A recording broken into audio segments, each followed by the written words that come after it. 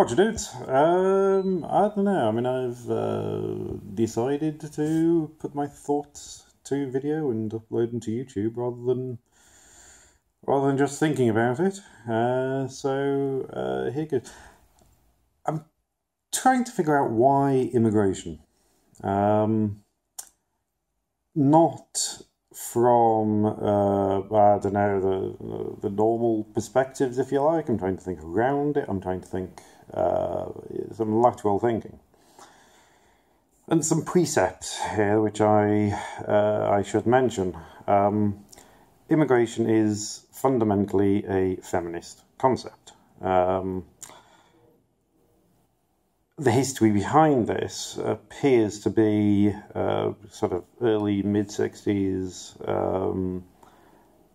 America, I think, possibly Bible Belt, you think, civil rights movement, a hangover from that, that battle was won, and second wave feminism anyway kind of came out of that. And in order to get feminists into universities, they would set up migration studies departments, which, was just an excuse to get activists, feminists, whatever, into educational organizations. However, it's evident that this has become the litmus test of whether someone is a feminist or not.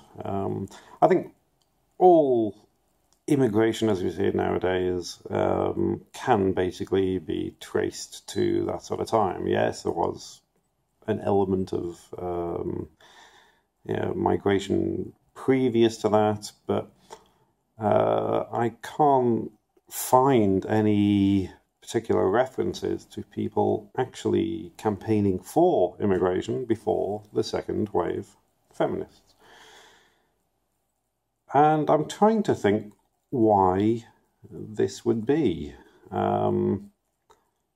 What are the reasons behind it? I can see that this might make some form of sense in an American context. America, is pretty much formed on immigration. They have a very different, culture in that way to any others. I can also see. That. It might fit in with something that could be campaigned for. If you accept that America is a free and open society, then I don't know, the second wave feminists seem to have taken that one. Issue. There's a couple of others as well. Political correctness is, another brainchild of theirs. But where does this lead in a country which isn't culturally, if you like, conducive to mass immigration, as in pretty much not the United States, because I don't think there's really anywhere else where that would be relevant. So, you take the United Kingdom, take the what is euphemistically called the grooming gangs. They're not grooming gangs; they're organized rape gangs. But the link to feminism is very strong here. These people probably wouldn't be in predominantly ex-industrial towns without the feminists campaigning for and support for mass immigration. And the people who, I mean, this is sick, but the people who were meant to protect these girls, young schoolgirls,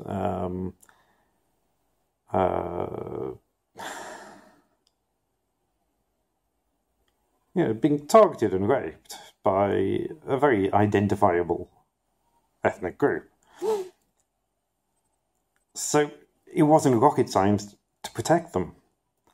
And any bloke would have protected them.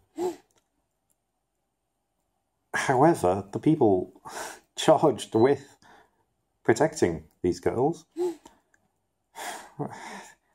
there might be the odd bloke involved, but generally not. These cases go to social workers, and social workers themselves are basically just state-employed feminists. A social work degree or diploma or whatever bit of paper they get, feminism is woven into every single part of the curriculum. It's. I mean, I've talked to trainee social workers about this, and it's basically a indoctrination.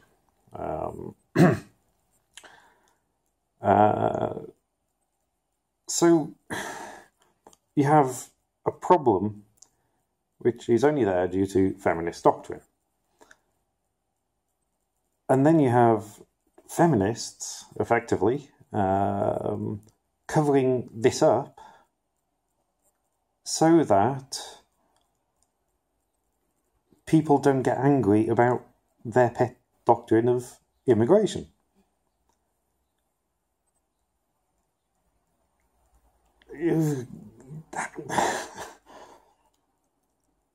And if you're not angry about this, then you're not English, and you're not male, and you have no bollocks, because, our duty is to protect. We join the military, we do our best to protect our families, it's our natural role in life. But you notice no one's really talking about who failed to protect these girls. There's lots of, especially with Tommy Robinson, etc. For daring to bring this to the public's attention, he gets slapped into jail. And I don't think the politicians know how to deal with the anger, and they clearly don't have any solutions. I mean, there was a report out the other day which basically evidenced that between I think it was 1998 and the publishing of the J report, so we're talking about more than a decade here, that basically the Home Office knew all about this. So you look at the Home Office ministers, and one, I think Jackie Smith, resigned, saying she just wasn't up to it. But the others, well, they were swapped quite often. But they're responsible. They're the minister responsible. And the Home Office knew. And the BBC knew. The BBC knew what this was going on because we have regional, BBC who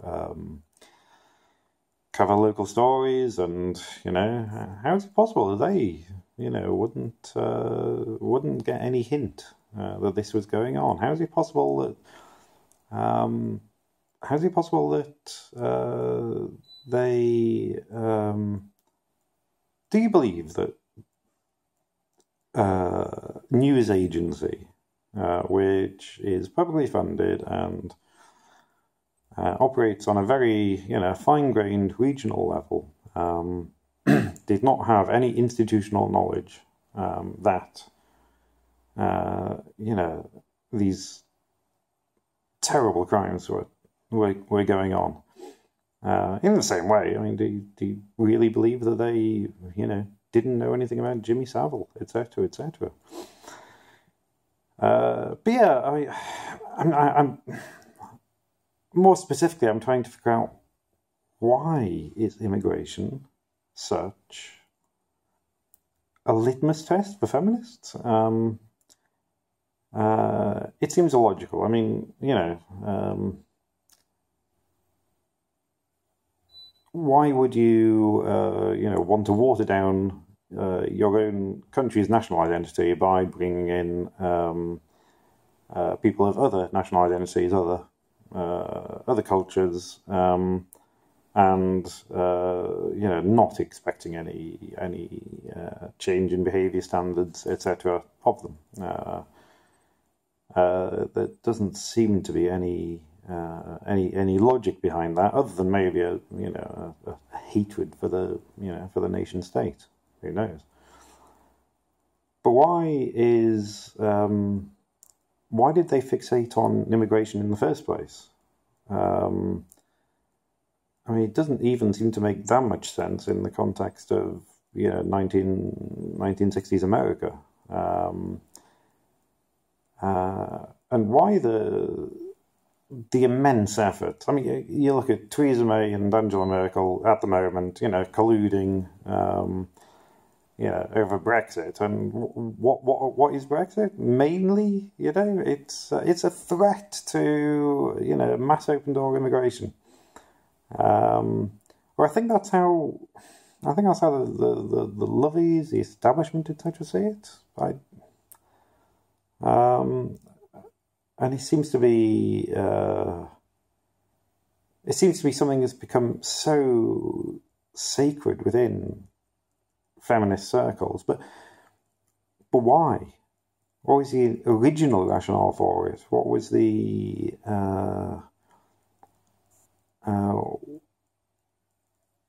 I mean, one theory I can concoct here is that it's pretty evident that feminism itself is basically a hate movement against, but specifically against anyone who is well, obviously male, but more specifically white and male. So, so in that case, if you don't particularly like white males, then bring in lots of other non-white males. Okay. But, it has to go further than that. That doesn't really hold much water. So I was wondering whether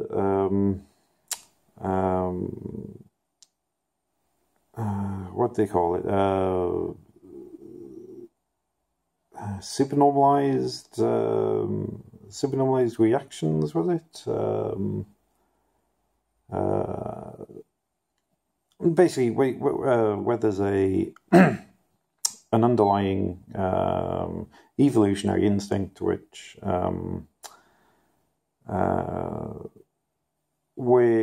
using more modern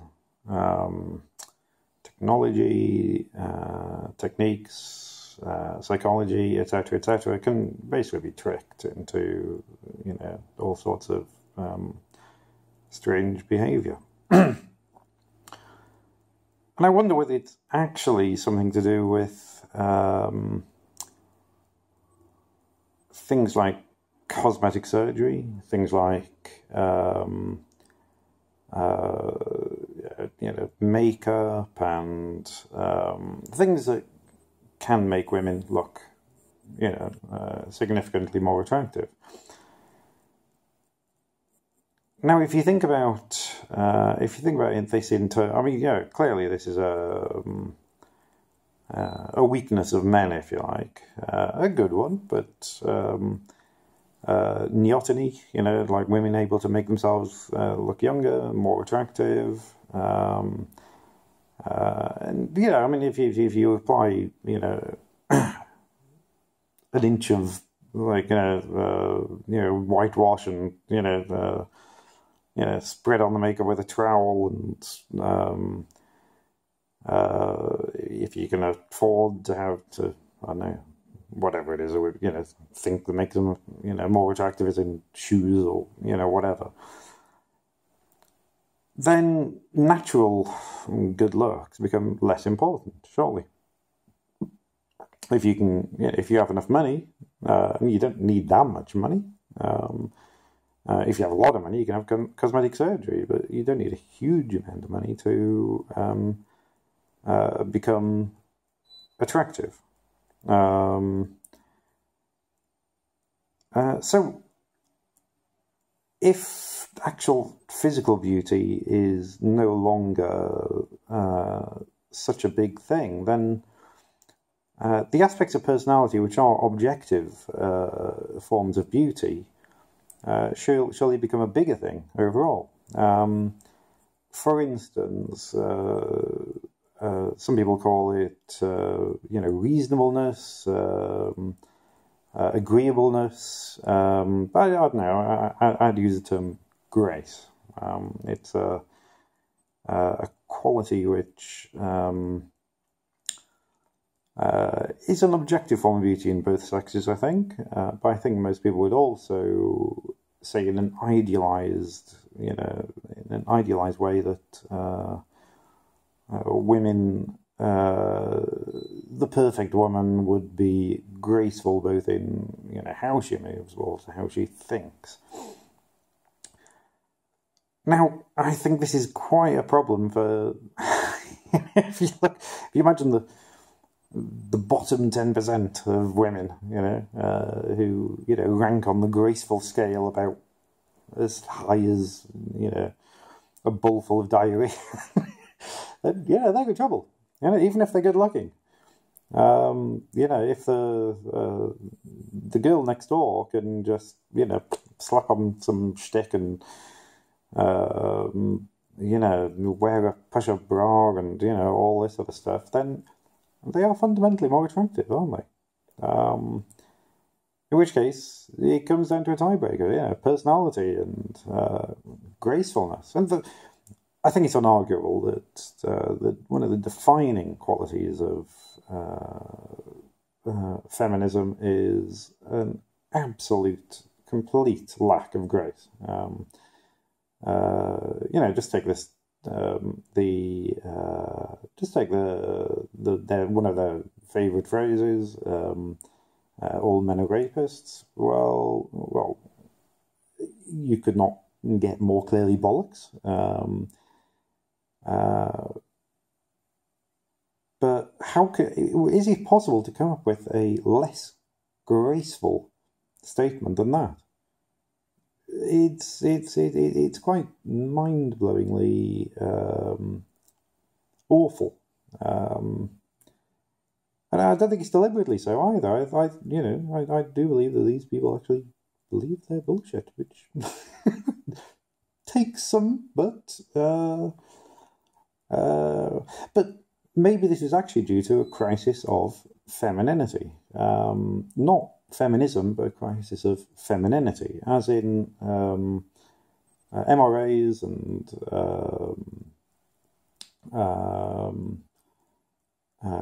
red pill, MGTOW, etc., etc. There's a lot written now about the masculinity is in crisis. I don't think it is. I think it's femininity that's in crisis, and I think it has been, for quite a long time. And if you look at the statistics, where apparently 7% of women say that they are feminists, and 42% say that they would consider it an insult if someone called them a feminist. And, you've got people in the middle as well, but when 6 times as many women reject feminism utterly, but basically don't have a voice. That's a much worse situation than it is for blokes who, well, you know, I mean, I think I'm not sure if there are really gender lines or whatever on this, but yeah, but that's the language of feminists anyway. It's all crap. So yeah, I think this probably hails from you know, a crisis of femininity. So how does this tie into immigration? Well, at the end of the day, I mean, if the blokes in your own country are rejecting you, then why not import some different blokes? As simple as that. Do they even know? Yeah, I mean, if this is true, do they even know that this is, you know, what is happening? Well, I doubt it. I think it's probably, you know, a latent sort of, you know, an id, a subconscious, you know, desire, if you like. And you know, yeah, women can have it all. Yeah, absolutely they can. But yeah, you can have a great career and then you can have kids at the age of 40. Oh, sorry, yeah.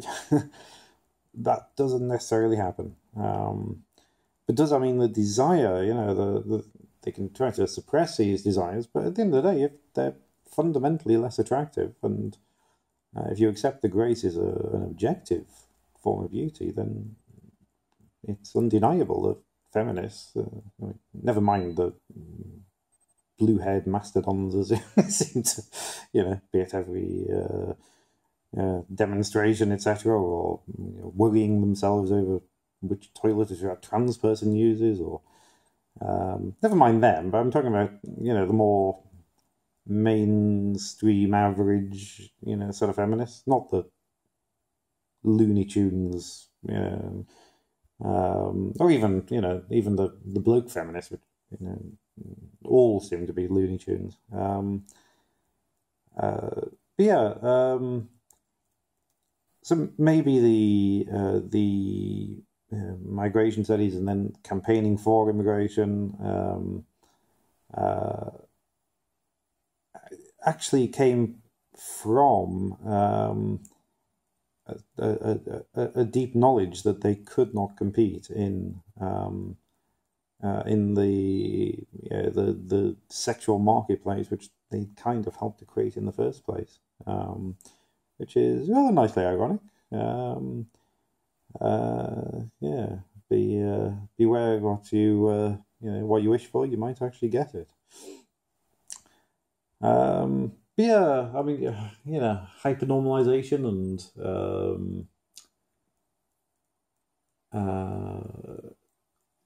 yeah, kind of old biological responses. Well, not old biological responses, but biological responses in an evolutionary context to things that you have no control of, which we now do have control over. It's an interesting topic. You know, even to the extent where I wonder that all men are rapists. Well, from a feminist perspective, if you're whether you're a mentally ugly person, or whether you're a natural, you know, healthy female, if you subconsciously know that you are not very attractive, and that normal women are more attractive than you, you might actually hope that all men are rapists, because you're not going to get any otherwise, you know. Or God, you're not going to be very likely to hold down a proper relationship with a man, because well, you know, they don't like men much. So yeah, why immigration? Why is immigration the big ticket feminist item? Is it purely historical? Was it purely a power grab sort of thing, or a way of getting people into academia? Is it does anyone else have any thoughts, any aspects on this? I don't want to sound like Freud, but is it purely, a sexual thing, a kind of, whether they realise it or not? Is it something to do with hatred of the nation state? But this seems odd, coming from an American context. Yeah, I don't want to get not so much interested in the pros or cons of immigration itself. Merely, who has campaigned for it? I can find almost no one who's campaigned for it. Certainly in the UK, who wasn't a feminist. It does seem to be an entirely feminist policy, but why? Why is this? Why is this the one thing that for them is not negotiable, that they believe in utterly, for whatever strange reasons they give? But why? I don't know. Use the comment section if anyone ever bothers to watch this, and we'll.